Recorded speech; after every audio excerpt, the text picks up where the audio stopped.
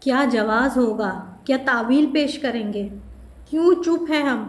اتنی طویل خاموشی کیوں؟ یہ بے حسی کیوں؟ کیا ہم فلسطین میں ہونے والے مظالم کو دیکھ دیکھ کر، ان کے بچوں کے لاشوں کے ٹکڑے دیکھ دیکھ کر یہ سب دیکھنے کے عادی ہو چکے ہیں؟ حکومتیں اور حکمران کہاں ہیں؟ اور لوگ اس جرم کے خلاف آواز کیوں نہیں اٹھاتے؟ ہمارے علماء کرام کیا کر رہے ہیں؟ جہاد ہم پہ فرض ہے، بے شک یہ دین ہمیں امن کا درس دیتا ہے، مگر ظلم کے خلاف آواز اٹھانی چاہیے۔ کم از کم کچھ تو بولیں، کم از کم حکومت کو یہ احساس تو دلائیں کہ جہاد کے خلاف کھڑا ہونا چاہیے۔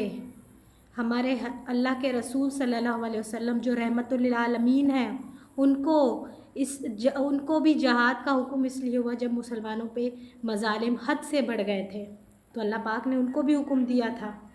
اور موت جب قسمت میں لکھی ہو تو آ جائے گی۔ میدان جنگ میں ہر کسی کی موت نہیں لکھی ہوتی۔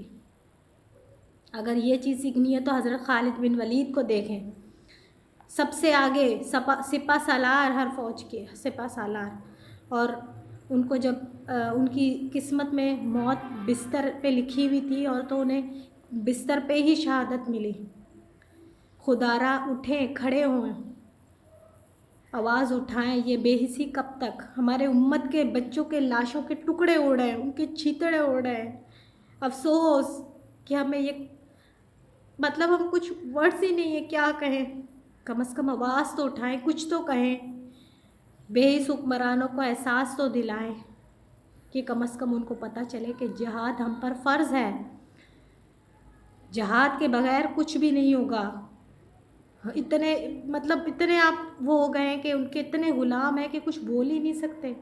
یعنی بدر کے میدان میں 313 تھے، 313، اور زمانہ ان سے لرزتا تھا۔ آج ہم کروڑوں بلکہ اربوں کی تعداد میں ہیں، کچھ کر نہیں سک رہے، ہمارے بہن بھائی وہاں مر رہے ہیں۔ پلیز پلیز ان کے لیے آواز اٹھائیں۔